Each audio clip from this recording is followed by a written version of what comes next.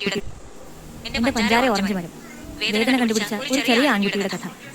Brazilian എഴുത്തുകാരൻ Jose മൗരോ ഡെ വാസ്കോൺസെലോസിന്റെ വിഖ്യാത നോവലാണ് എന്റെ പഞ്ചാര ഓറഞ്ച് മരം, മൈ സ്വീറ്റ് ഓറഞ്ച് ട്രീ.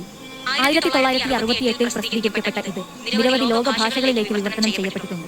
പ്രശസ്ത കവയിത്രി VM ഗിരിജയാണ് ഇത് മലയാളത്തിലാക്കിയിരിക്കുന്നത്. ബാലസാഹിത്യത്തിന്റെ നിഷ്കളങ്ക നാട്യങ്ങളൊന്നുമല്ലാത്ത ഒരു കൃതി മലയാളത്തിൽ എത്ര അപൂർവമാണ്. എന്റെ പഞ്ചാര ഓറഞ്ച് മരം എന്ന നോവലിന് വേദന കണ്ടുപിടിച്ച ഒരു ചെറിയ ആൺകുട്ടിയുടെ കഥ എന്നൊരു അടിക്കുറിപ്പ് കൂടിയാണ്. ആ കൃതിയുടെ സത്ത കൃത്യമായ അളവിൽ ഈ വാചകത്തിൽ അടങ്ങിയിട്ടുണ്ട്. ദാരിദ്ര്യത്തിന്റെ അങ്ങേയറ്റത്തെ ദുരിത നിമിഷങ്ങൾ മറികടക്കാൻ വേണ്ടി തൊടിയിലെ ഒരു ഓറഞ്ച് മരവുമായി ചങ്ങാത്തം കൂടുകയും പിങ്കി എന്ന് പേരിട്ട് വിളിച്ച് അതിനെ തന്റെ സ്വപ്ന സഞ്ചാരത്തിന്റെ ഭാഗമാക്കുകയും ചെയ്ത സെസെ എന്ന ബാലനെ നമ്മൾ ആഴത്തിൽ സ്നേഹിച്ചു പോകും. സാമൂഹ്യ സാഹചര്യങ്ങൾ ചൊരിഞ്ഞിട്ട പീഡനങ്ങളും സ്നേഹരാഹിത്യവും ഏറ്റുവാങ്ങിക്കൊണ്ട് വീരസാഹസികതകളുടെ വഴികളിലേക്കാണ് അവൻ തിരിയുന്നത്. മികച്ച ബാലസാഹിത്യത്തിന് ഉദാഹരണമാണ് ഈ കൃതി.